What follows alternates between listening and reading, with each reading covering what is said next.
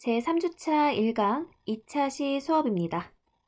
자, 오늘은 일본의 풍토와 자연관에 대해서 개관한 뒤에 일본 문화 키워드로는 일본의 결혼식, 그리고 일본 현지 이야기로는 일본 도쿄의 이야기를 들려드리도록 하겠습니다.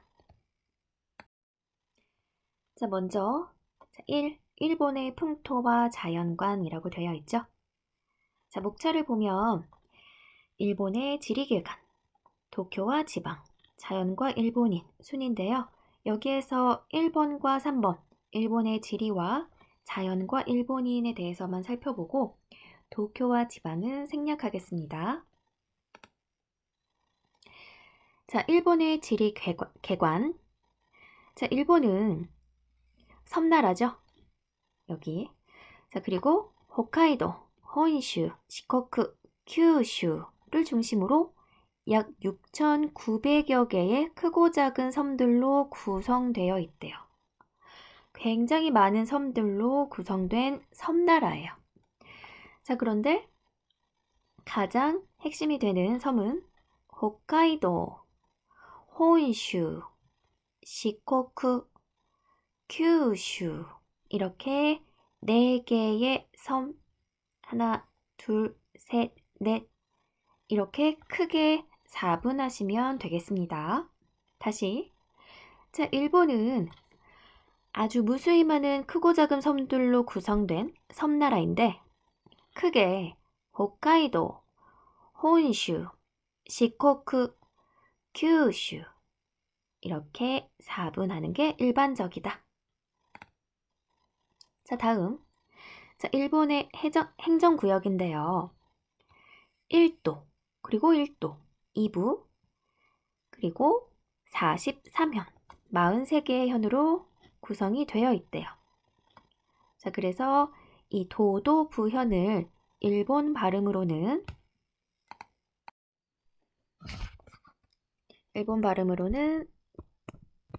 토, 도,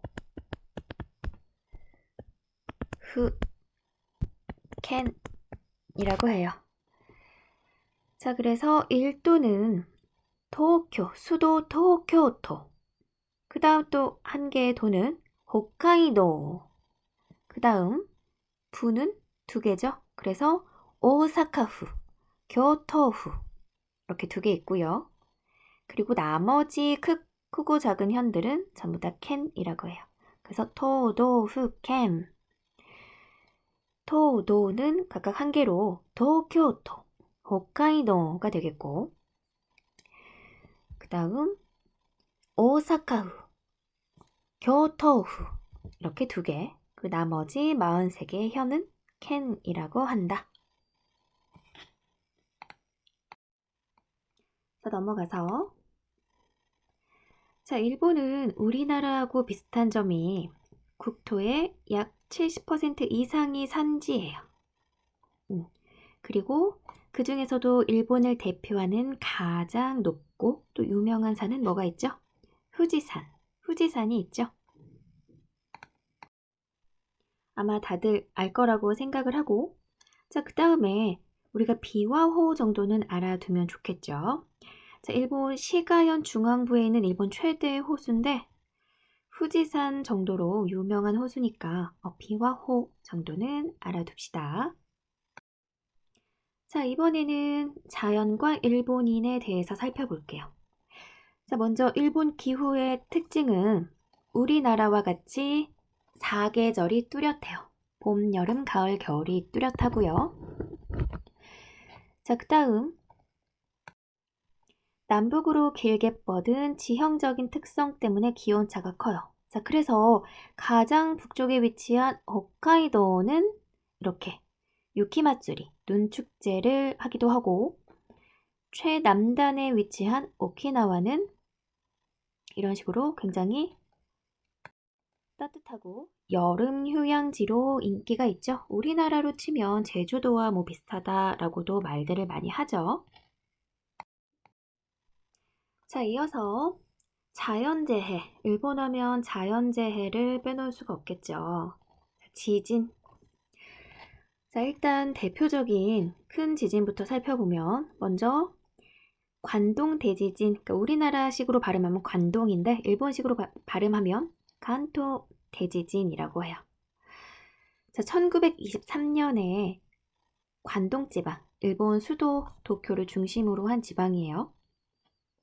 그곳에서 일어난 대지진이었고, 자, 그 다음 고베 대지진은 1955년 간사이 지방, 효고현, 고베시 지역에서 일어난 대지진.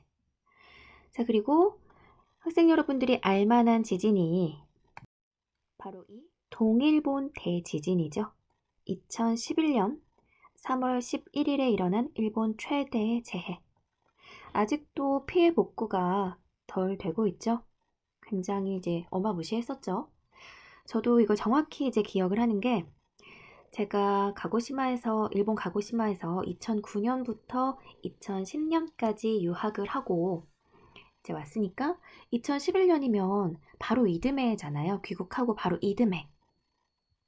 그때 그리고 2011년 3월 이즈음에는 제가 이제 대학원 준비를 하고 있었어요. 그래서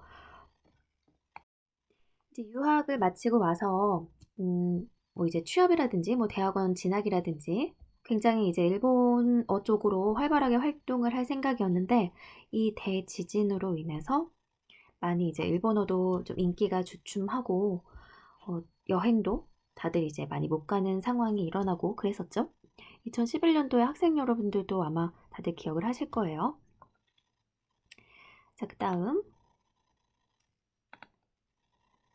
자, 그리고 일본 하면 화산도 굉장히 많죠.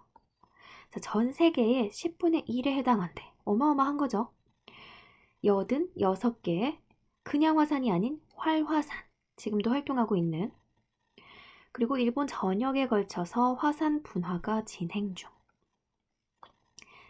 그래가지고 일본은 지진이랑 이 화산 폭발이 막 동시에 일어나니까 어마어마하죠. 그리고 제가 유학했던 가고시마에도 활화산이 존재하고 있어서 지진 폭발과 지진과 화산 폭발의 그 경험을 동시에 했던 아주 무시무시했던 기억이 있어요. 자, 그런데 장점이라고 하면 이로 인해서 이제 온천이 많이 발달이 되었죠. 자, 그리고 일본 하면 또 태풍 피해가 무섭죠.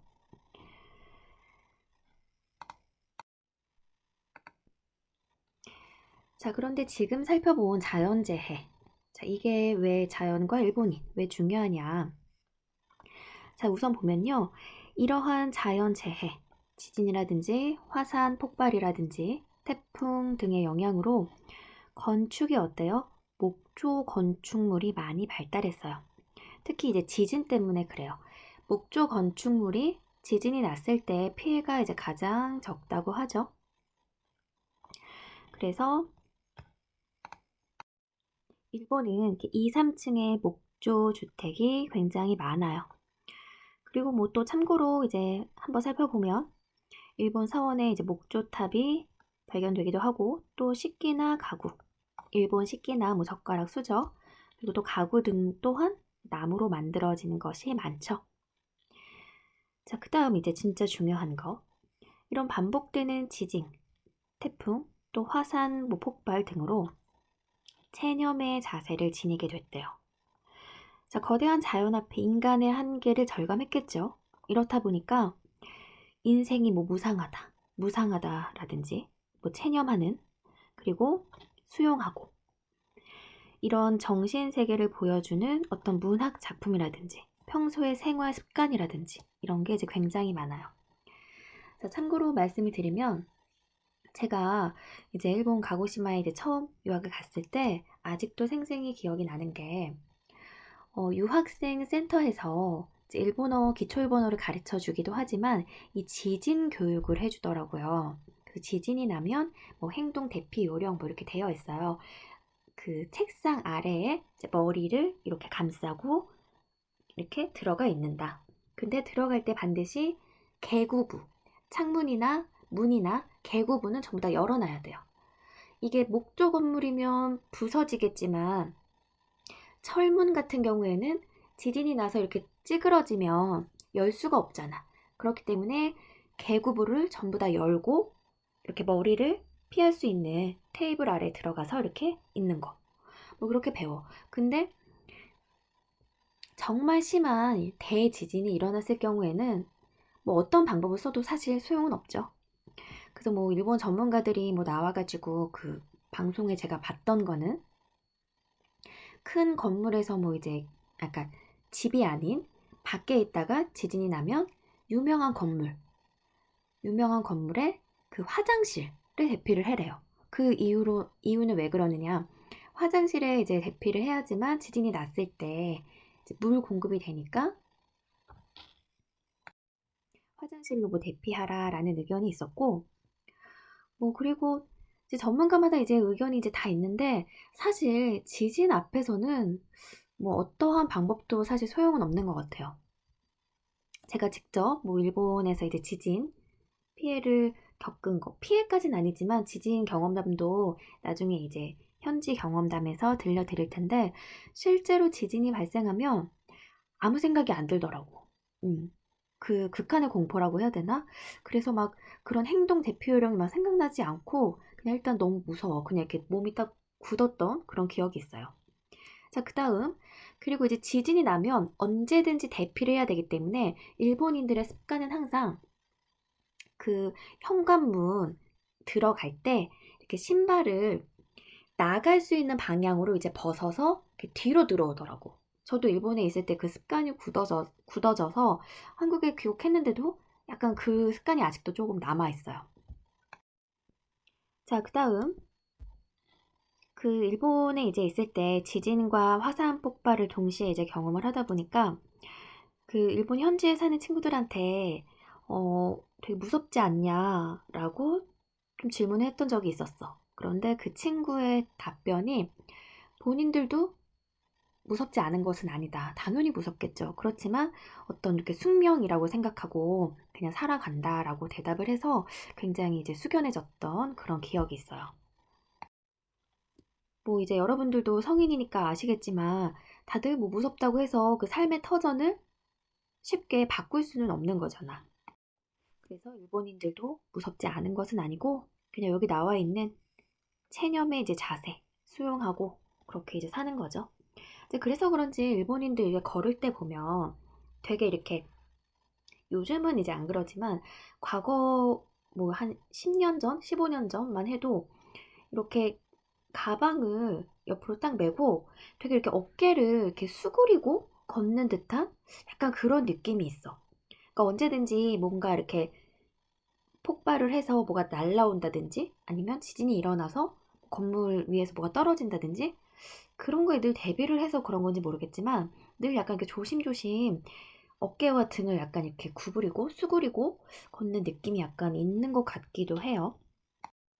그리고 또 일본인들이 뭐 검소하다라고 많이들 하잖아요. 또 그럴 수밖에 없는 게 집도 허물어지면 지진으로 인해서 허물어지면 끝이고 마찬가지로 자동차도 그렇고 그러니까 일본은 경차를 굉장히 많이 타죠. 도로 폭이 좁은 것도 뭐 있겠지만 이유가 되겠지만 일단은 경차를 많이 타고 집 자체의 이제 구조가 되게 이렇게 우리나라에 비해서는 좀 좁고 검소한 느낌이 있잖아. 그런 것들이 전부 다 자연 재해로 인해서 다 잃어버리면 이제 너무 허무하고 허망하기 때문에 이렇게 사치를 하거나 과시를 하거나 그런 문화가 자리 잡을 수 없는 어떤 자연 환경이지 않을까. 자, 그러면 개관은 이쯤에서 마치고요. 자, 이어서 오늘의 문화 키워드와 현지 이야기. 자, 오늘의 문화 키워드는 결혼식,結婚式. 자,結婚式. 이거 여러분들 제가 지금結婚式. 요미가나 어떻게 될 것 같아요? 자, 각자 사전 찾아보세요. 자, 그 다음에 수도 도쿄죠. 동경. 일본식 발음이 도쿄. 둘 다 장음이에요. 도쿄. 결혼식과 도쿄에 대해서 살펴볼게요.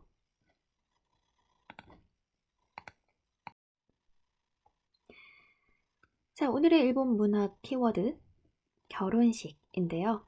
자, 결혼식 당연히 가장 중요한 통과 의례가 되겠죠. 자, 그리고 오늘날의 전통 결혼식 이거거든요. 전통 결혼식의 형태는 메이지 시대에 확립이 됐대요. 자, 우리도 전통 혼례 할 때 우리 전통 혼례복을 입고 하듯이 일본도 마찬가지로 사찰에서 오테라 또는 신사에서 이런 식으로 일본 전통 혼례복을 입고 혼인을 합니다. 자, 그러면 현대 결혼식은 우리나라하고 뭐 비슷하겠죠? 웨딩드레스를 입고 턱시도를 입고. 자, 그래서 전통 결혼식에 대해서 한번 살펴볼게요. 자, 전통 결혼식의 일반적인 순서는 자, 먼저 점성술을 기초로 해서 이제 길한 날짜를 잡고 자, 그다음 식 바로 전날에는 어떤 의식을 해야 되는데 씨족의 신이나 절에 참배를 드리고요. 자, 그리고 결혼식 당일에는 주로 신랑 집에서 이제 거행을 하고 이게 거행을 한다는 게 참배를 이렇게 오테라나 신사에서 마친 다음에 신랑 집에 이렇게 모여가지고 피로연도 하고 이렇게 다 같이 모여서 이렇게 밥도 먹고 술도 먹고 하는 거예요. 자, 신부의 옷차림 한번 볼게요. 흰 옷차림. 자, 뜻이 신랑 집으로 이제 향할 때 그 친정 부모와의 인연이 소멸됨을 뜻한대요. 자, 그 다음에 신랑 집에 도착해서는 화려한 옷, 그러니까 화려한 문양의 이제 기모노 형태로 된 것으로 갈아입는데, 자, 이게 의미가 뭐 질투를 억제하거나 감춘다는 뜻이라고 하고요. 자, 그 다음에 신랑이 입은 거, 이걸 아카마라고 하거든요. 근데 여기 보면 이렇게 가문의 문양이 새겨져 있는 게 자세히 들여다보면 그게 또 특징이에요. 나중에 이제 기모노 의복 편에서 또 자세하게 한번 다뤄드리도록 하겠습니다. 자, 그 다음 이런 종교적인 어떤 전통적인 관습에 따르지 않고 요즘에는 가까운 지인 등을 증인으로 하는 새로운 형식의 결혼식이 등장하죠. 우리도 비슷하죠. 뭐 스몰 웨딩이라고 하고. 근데 일본에서 먼저 시작이 됐던 것 같아요. 자, 그 이유가 일본은요, 결혼식을 할 때 축의금 액수가 굉장히 커요. 우리나라 돈으로 기본 30만 원, 그러니까 3만 엔, 30만 원 정도의 돈부터 시작을 해요. 이게 최저야. 그러니까 친인척들은 뭐 50만 원, 뭐 100만 원, 이 정도도 기본이고 이거 이상으로 해야 되는 걸로 알고 있어요. 그래서 30만 원이 기본이다 보니까 조금 친하거나 하면 50에서 100을 내거든. 근데 우리나라는 친인척 관계에 있을 때 그렇게 되잖아. 근데 일본은 아주 친한 뭐 친구, 직장 동료라고 했을 때는 값이 더 세지죠. 뭐 그렇기도 하고 축의금을 이렇게 많이 받는다는 건 신랑 신부, 결혼식을 행하는 신랑과 신부 측에서 굉장히 그 음식 대접도 잘해야 되고요. 또 그 답례품도 고가의 그 축의금에 상응하는 어떤 답례품을 나눠줘야 되겠죠. 그렇다 보니까 이게 너무 보통의 가정에서는 너무 부담스러운 거지. 그래서 그냥 스몰 웨딩의 형태로 하거나 그렇지 않으면 그냥 결혼식을 생략하고 입적한다는 표현을 쓰거든요. 그냥 호적의 입적, 우리나라 말로는 혼인신고만 하는 거죠. 그런 형태가 뭐 최근에는 많다가 더 최근에는 뭐 결혼을 안 하는 비혼주의자가 더 많죠. 자, 그럼 이어서 오늘은 도쿄에 대해서 살펴본다고 했는데 자, 어떤 관련이 있느냐. 자, 제가 일본 이제 도쿄에 일본인 친구 결혼식에 참석차 다녀온 적이 있었어요. 자, 그래서 오늘은 도쿄를 가지고 왔고요. 자, 일단 도쿄 현지 이야기 들려드리기 전에 간략하게 또 개관을 한번 해볼게요. 자, 간토치호라고 읽어요. 관동지방, 간토지방.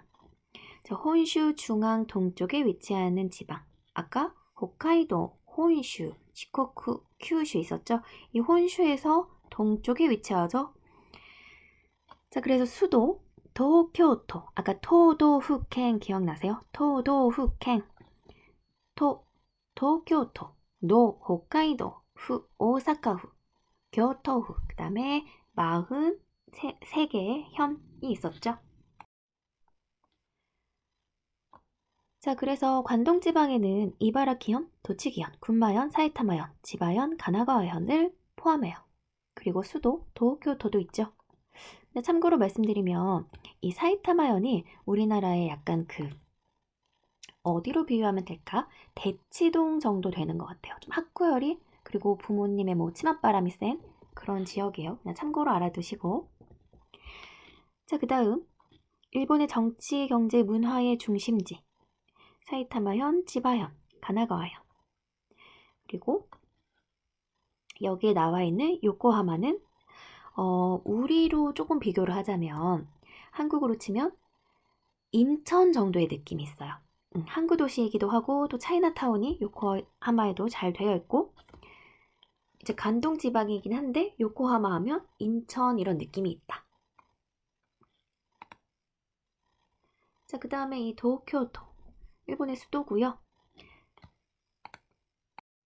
아마 이 일본 도쿄 여행은 지금 여기 수업 듣고 있는 학생들 중에도 아마 다녀온 학생들도 있지 않을까 이렇게 예상을 해봅니다. 자, 그러면 위치를 한번 확인을 해보면 여기 혼슈가 되겠죠? 보라색 이 혼슈. 자, 크게 아까 전에 4개의 섬으로 홋카이도, 혼슈, 시코쿠, 큐슈 나눈다고 했는데 크게 나누었을 때 그런 것이고 정말 혼슈 지방은 여기 보라색 지방이에요. 그래서 아까 등장한 군마, 사이타마, 지바, 가나가와 이렇게 되겠죠. 그 중에서도 도쿄는 여기에 위치하죠. 여기가 수도예요. 도쿄도. 그래서 흔히 이제 일본을 구분할 때 북쪽의 홋카이도와 남쪽의 큐슈, 오키나와 그리고 동서로 구분하기도 해요. 이렇게 해서 여기는 관동지방, 이쪽은 관서지방. 관동지방 하면 수도 동경이 있고 관서지방 하면 과거의 수도였던 경도, 교토가 있고요. 그리고 일본 제2의 도시, 우리나라로 치면 부산과 비슷한 오사카가 있죠. 그래서 일본은 크게 북쪽의 홋카이도와 남쪽의 큐슈, 오키나와 그리고 이렇게 반으로 딱 나눠서 관동지방의 도쿄, 관서지방의 교토, 오사카 이렇게 기억을 하시면 조금 더 쉽겠죠. 자, 그러면 일본 도쿄의 결혼식 현지 이야기를 들려드릴게요. 자, 사진 이제 보여드리면서 어쩔 수 없이 이제 저의 뭐 얼굴 사진이라든지 그런 것들을 이제 보시게 될 텐데 이제 혹시라도 너무 이제 불편하게 생각하지 마시고 그냥 가볍게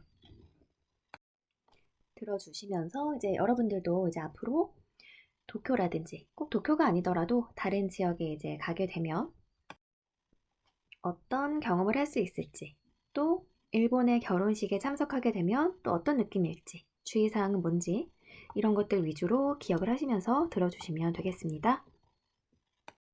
자, 일단 첫 사진은 제가 이제 묵었던 호텔에 이제 조식을 먹을 수 있는 그 호텔 바로 그 1층 옆에 붙어 있었던 레스토랑, 식당이었고요.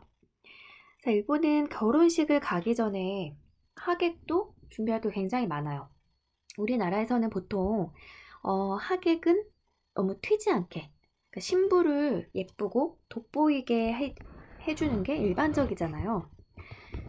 그런데 일본은 이제 반대로 참석하는 친인척들도 같이 이제 예쁘고 화려하게 이제 하고 와서 어떤 파티 느낌으로 다 같이 그 축제를 즐기는 느낌 그런 게 있어요. 그 저도 이제 일본 결혼식이 처음이었고 또 이때가 2014년도였는데 또 오랜만에 일본을 가는 거기도 했어요. 2010년에 귀국을 하고 2011년에 지진이 이제 일어나는 바람에 한동안 이제 일본 가기를 조금 꺼려하고 있다가 또 이때 이제 대학원 졸업도 앞두고 있어서 2014년 8월에 다녀왔었습니다. 그래서 일단 가기 전에 이렇게 샵에 들려서 헤어를 받아요. 좀 화려한 편이죠. 이렇게 업스타일로 헤어를 받고요. 그 도쿄에 있는 에비스 역 인근에 있는 헤어샵이었는데 이때도 그렇고 요즘은 더 그렇지 뭐 그 스마트폰 어플, 일본에서 어플을 아플이라고 해요. 이제 여러분들 히라가나 가타카나 이제 아시니까 그 자판 설정하셔가지고 검색해보면 다 나올 거예요. 아무튼 그런 식으로 이제 예약을 하고 메이크업도 예약을 하고 싶었는데 이제 아쉽게도 예약이 다 차가지고 예약을 하지는 못했어요. 그래서 이제 급한 대로 헤어를 이제 받고 가게 됐었죠. 그래서 이제 보통 그 사람들이 요즘에는 뭐 스몰 웨딩을 많이 하기도 하고 결혼식 비용이 부담돼서 안 하는 경우도 있다고 했잖아요. 근데 제가 이제 참석했던 친구는 간호사 일을 이제 하던 친구였었는데 일본 이제 의사한테 시집을 가서 결혼을 하는 거였고 우리나라도 그러니까 가감 없이 말씀을 드리면 우리나라도 의사 하면은 전문직 그리고 좋은 직업군에 속하듯이 일본도 그런데 일본은 그게 더 심해요. 그래서 일본은 하나의 어떤 신분처럼 의사 하면은 굉장히 고위 전문직보다 더 약간 높은 직급 그런 느낌이 좀 있어요. 아무튼 그러니까 소위 말해서 이제 시집을 좋은 데로 이제 잘 가게 된 거죠, 친구가. 그렇다 보니까 여기 웨스틴 호텔에서 하게 됐고 그 저한테도 이때 학생이었던 저한테도 굉장히 이제 좋은 어떻게 보면 호화로운 결혼식이었기 때문에 좋은 경험이었고 지금 듣고 있는 여러분들에게도 좋은 경험이 될 거예요. 그래서 이렇게 호텔에서 진행을 하게 됐고 자, 또 중요한 거. 일본은 아까 축의금 굉장히 좀 많이 낸다고 했었잖아요. 그리고 또 한 가지 중요한 게 축의금 봉투가 지금 아시겠지만 굉장히 화려하죠. 화려하고 예쁘면 예쁠수록 좋아요. 축하의 의미를 담아서 화려하고 예쁘면 예쁠수록 좋다. 그래서 콤비니, 편의점에서 쉽게 구입할 수가 있고요. 우리는 막 결혼식 당일에 도착을 해가지고 거기서 막 인출해서 막 급하게 넣어서 주기도 하고 계좌로 송금하기도 하고 그렇잖아요. 근데 일본은 아직까지 그렇지 않아요. 일단 현금을 선호하는 문화이기도 하고 어떤 그런 얼마나 이제 성의껏 준비했느냐 그런 것도 많이 보기 때문에 반드시 예식을 가시기 전에 준비를 해서 가방에 넣어가고 가셔야 돼요. 거기 막 입구에 도착해가지고 막 넣고 있는 거를 누구라도 본다?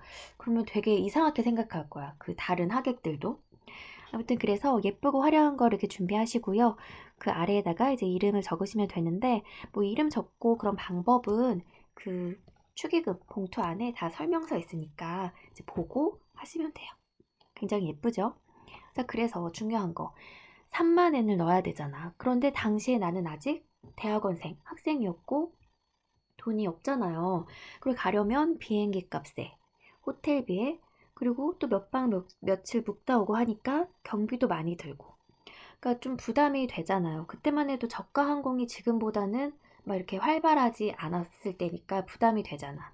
그래서 고민을 하고 있었는데 친구가 먼저 이제 그렇게 얘기를 하더라고. 그 축의금은 조금만 해도 된다라고 정말 솔직하게 그 일본은 카톡보다 라인을 많이 쓰거든요. 이제 라인이 문자가 왔어. 메시지가 왔죠. 그래서 이제 저도 이제 솔직하게 얘기를 했죠. 그래서 2만 엔 정도를 해도 되냐라고 했더니 친구가 괜찮다고 하는 거예요. 일본에서는 두 사람이 만나서 이제 뭐 이제 잘 되라는 의미로 최근에는 워낙 이제 다들 부담이 되다 보니까 2만 엔을 하기도 한다. 취업을 안 한 학생들의 경우에는 뭐 우리도 과거에는 지금은 5만 원이 일반적이지만 뭐 과거에는 뭐 학생이면 취업을 안 하면 뭐 3만 원, 2, 3만 원을 하기도 했었거든요. 그래서 진짜 참고로 여러분들도 알아두시면 좋을 것 같아요. 근데 이제 여러분들이 예를 들어서 일본이든 한국이든 취업을 한 상태에서 예식장을 가게 되면 또 이야기가 달라지겠죠. 기본 액수는 또 달라지겠지.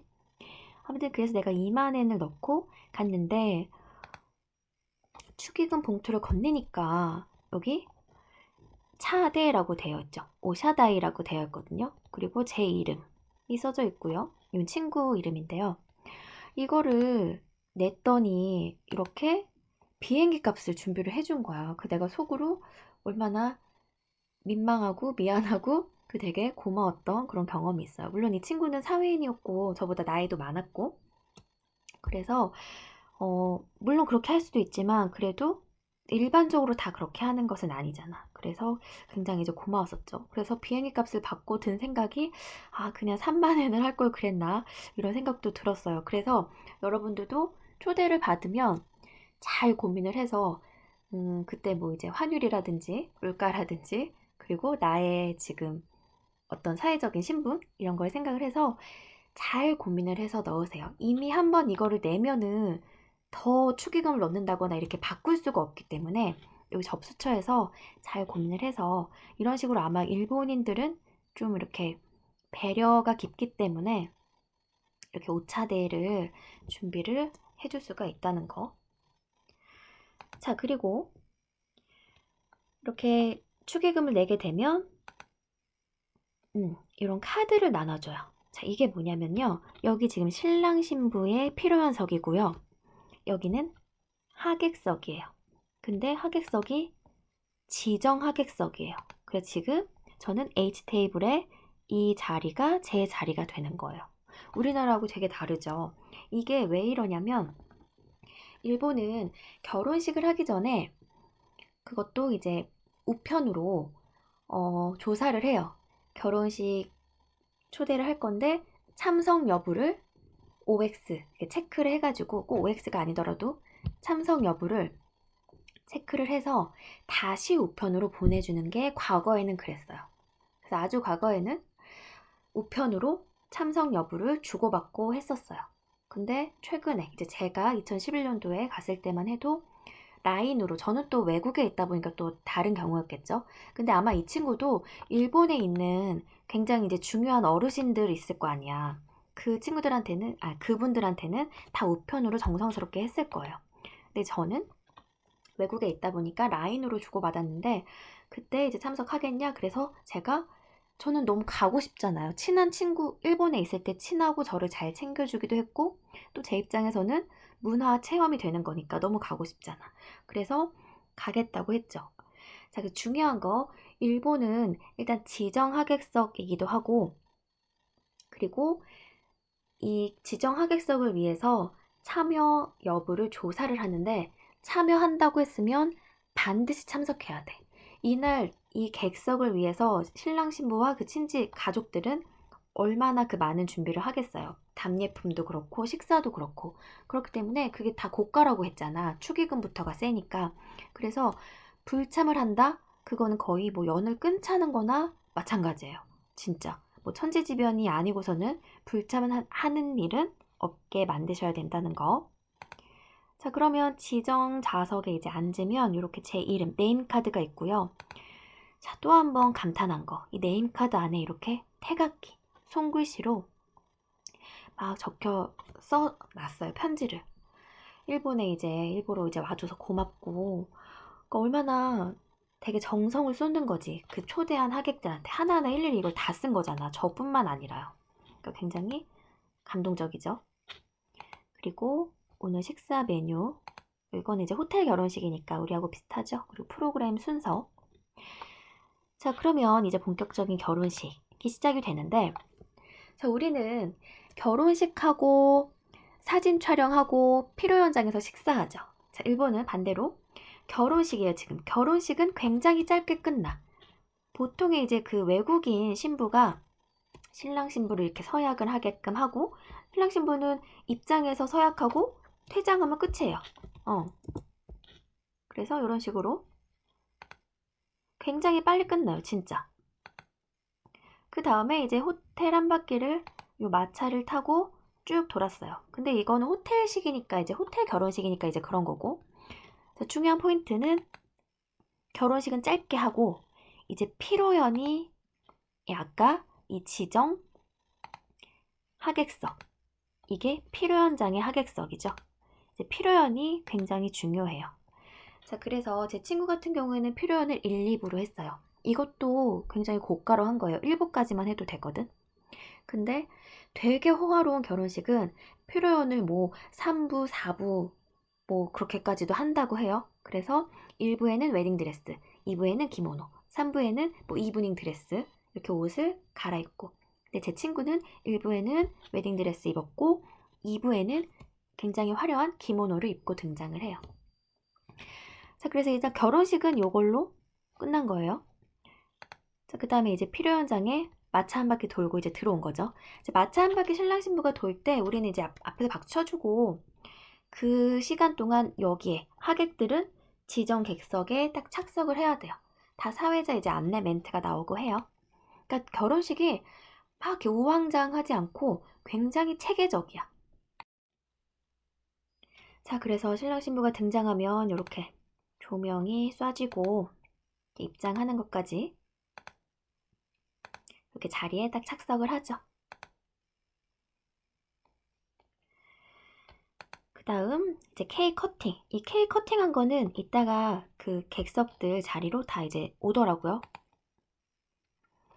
자, 그 다음에 우리는 결혼식을 한 다음에 사진을 찍고 필요 현장으로 가잖아요. 근데 일본은 특이하게 아까 결혼식 짧게 하고 필요 현장에 와가지고 이렇게 다 케이크 커팅 한 다음에 아까 그 지정 좌석제에 어딨냐? 여기 A부터 여기 지금 L까지 있죠?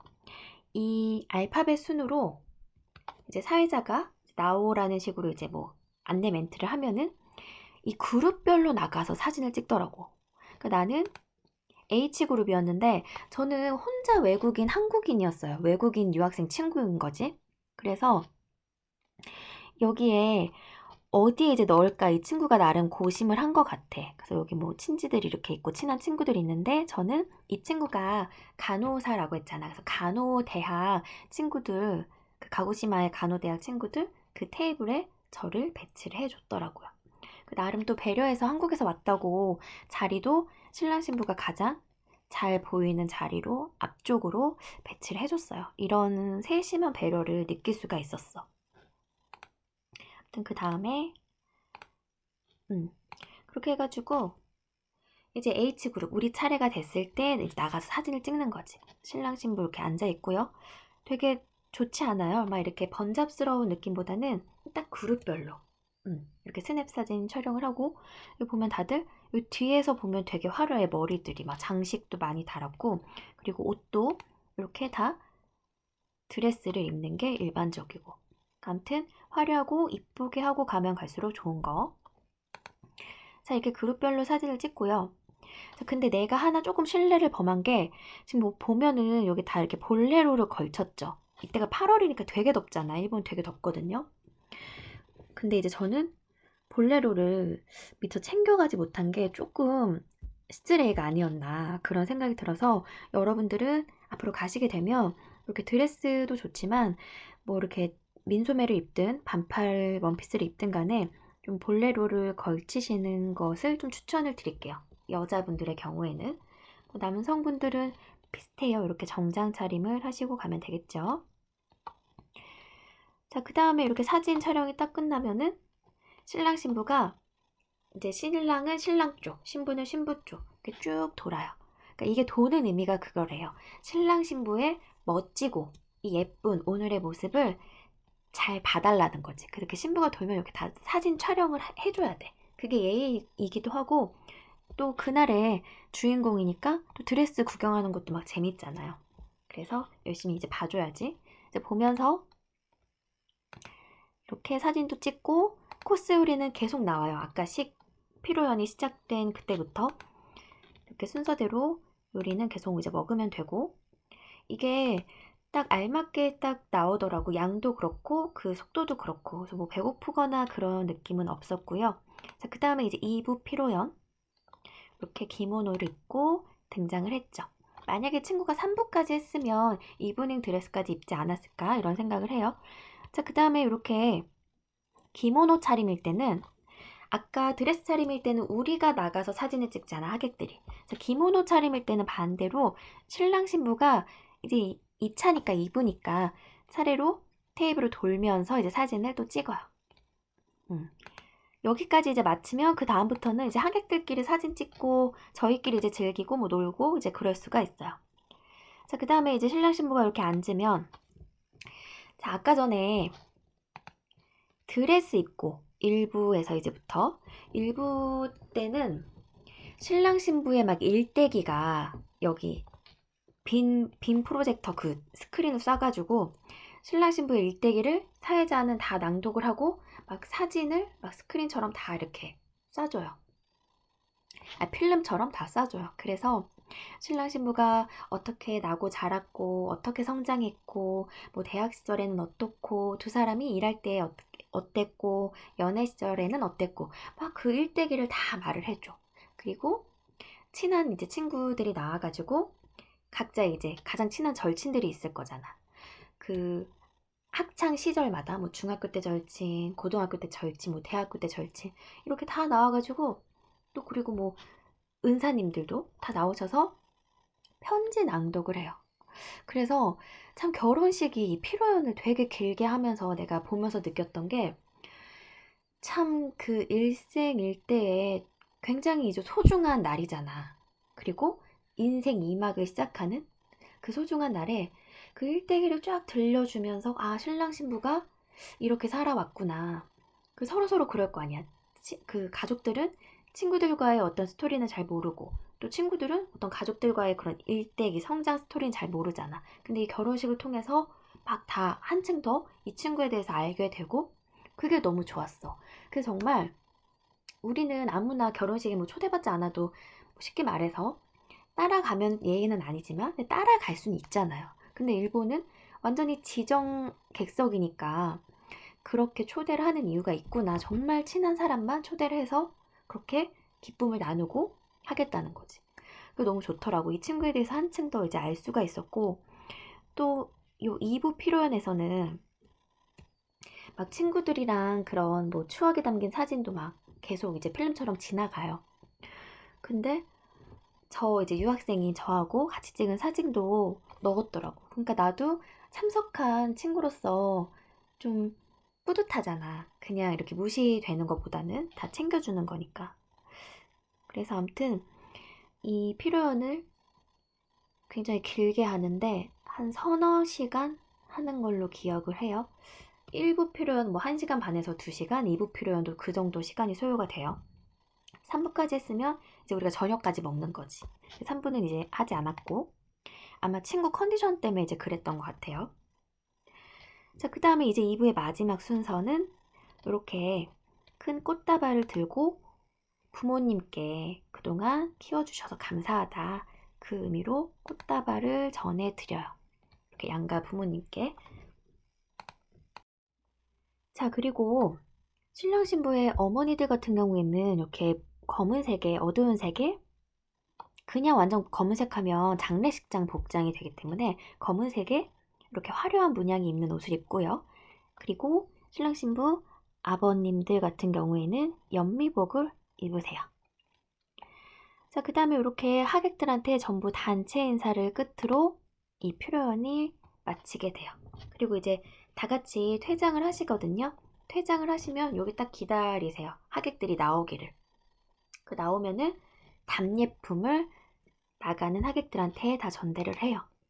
제가 그때 이제 받아왔던 답례품인데 축의금을 이때도 한번 생각했어. 아, 정말 3만 엔을 했어야 한다. 그러니까 여러분들 결혼식에 초대 받으시면 가급적 학생인 상태 초대를 받으면 2만 엔까지 괜찮을 수도 있어요. 그렇지만 3만 엔은 기본으로 하시는 게 좋겠다는 거. 이렇게 또 고가의 또 디저트까지 챙겨왔었죠. 자, 그 다음에 추가로 일본 도쿄에 조금 더 이제 이야기를 들려드리면 결혼식은 저걸로 이제 마쳤고 도쿄에서 그냥 돌아갈 순 없잖아. 그래서 도쿄 하면 아사쿠사가 생각이 나더라고. 자, 아사쿠사는 우리나라로 치면 인사동 정도의 느낌이 나는 일본의 이제 전통을 즐길 수 있는 도쿄 도심에서 일본의 전통의 어떤 거리, 체험이 가능한 곳이죠. 아마 다녀온 친구들 이제 많이 있을 텐데, 가미나리몽이라고 하죠. 아사쿠사. 그래서 제가 지금 유카타를 입고 있죠. 이게 유학 시절에 선물 받았던 유카타인데 여름에 입는 옷이 맞기는 맞아요. 근데 의외로 굉장히 더운 게 그게 좀 불편해. 시원해 보이는데 전혀 시원하지 않고 굉장히 덥다는 거. 그렇지만 만약에 관광객으로 여러분들도 이제 가게 되면은 한 번쯤 사시는 것도 뭐 괜찮겠지만 그래도 렌탈을 해서 입어보시면 재밌겠죠. 자, 그 다음은 아사쿠사 이제 거리를 구경을 하고, 자, 유람선을 타고 제가 어디를 갔느냐, 오다이바를 갔어요. 자, 오다이바는 우리나라로 치면 여의도 정도가 돼요. 자, 그런데 차이점은 여의도는 자연섬이잖아. 자, 근데 오다이바는 인공섬이에요. 그래서 배를 타고 들어가면은 이렇게 시민공원이 있고요. 그리고 가장 유명한 그 일본 후지테레비 본사가 여기 오다이바에 위치했어요. 그래서 우리도 뭐 한강이 보이는 여의도에 살면은 되게 이제 좋잖아. 근데 일본도 마찬가지로 이 많은 젊은이들이 오다이바에서의 그 고층 맨션에 사는 그런 꿈을 많이들 꾸죠. 자, 그리고 오다이바 하면은 이 자유의 여신상. 이게 큰 크기는 아닌데 이게 작은 크기로 이제 되어 있어서 뭐 당연히 이제 사진 많이들 이제 찍고 가고, 그 다음에 이제 쇼핑센터에 가서 이제 친구들이랑 같이 먹었던 해산물 덮밥이에요. 카이센동인데 이거 완전 추천. 꼭 이 가게가 아니더라도 이제 꼭 여기 가게가 아니더라도 이 해산물 여기 뭐 연어, 그 다음에 제가 먹은 거는 방어였나 그랬던 것 같아요. 뭐 문어도 있고 완전 강추. 진짜 되게 신선하고 일본은 그 다 숙성회잖아. 두툼한. 최근에는 우리 한국에도 많이 이제 들어왔죠. 그래서 한번 맛보시기를 추천을 드릴게요. 물론 한국에서도 요즘엔 맛집이 많지만 그래도 또 현지의 맛을 느끼시는 게 또 묘미가 있겠죠. 자, 그리고 여기 쇼핑센터 내에 그 스타벅스 오다이바점이 있어가지고 한번 또 방문을 해서 이거를 사왔었는데 이제 벌써 너무 이제 옛날 게 돼서 요즘엔 잘 쓰지는 않지만, 자, 그리고 오다이바 하면 이 건담, 이 대형 로봇이 설치가 되어 있어요. 이게 아마 시간대별로 이 로봇 이렇게 막 불 나오고 움직이는 쇼를 하니까 검색하시면 나올 거예요. 지금 제가 서 있는데 여기 발 끝이죠. 그러니까 크기가 어마어마함을 알 수가 있죠. 그 다음에 여기는 오다이바 역이고요. 자, 그러면 마지막으로 그 일본 결혼식 영상도 한번 보여드릴게요. 자, 아까 전에 그 결혼식을 이제 마치고 와서 피로연 시작하기 전에 이렇게 박수를 받으면서 마차에 이제 올라타고요. 이게 벌써 영상이 옛날 거라서 그런데 당시에 이제 느낌은 어땠냐면 그 동화 속 공주 같았어. 진짜 마차 타고 왕자님이랑 떠나는 그런 공주님.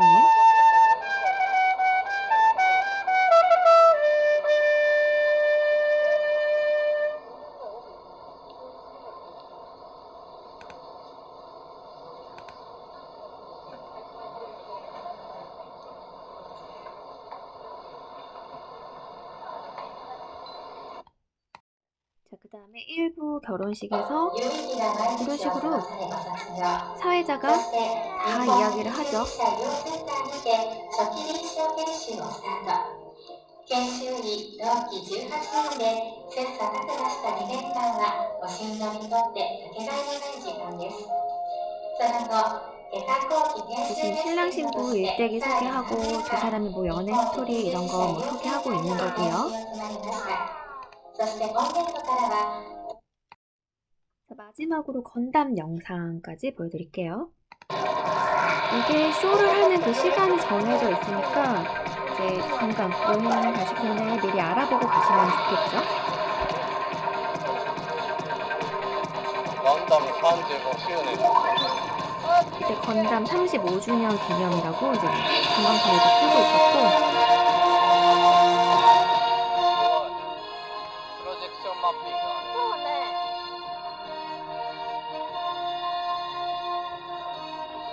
이게 실제로 보면 굉장히 막 크고 웅장했던 그런 느낌과 기억이 있으니까 여기를 한번 가보시는 거는 추천해 드릴게요.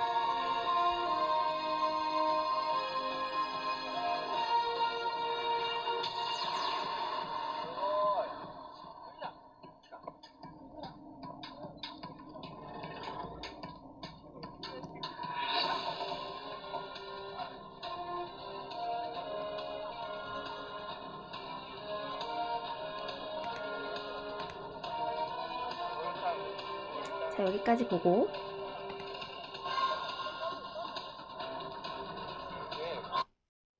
자, 그러면 오늘 수업은 이것으로 마치도록 하겠습니다. 미나상, 오츠카레사마でした.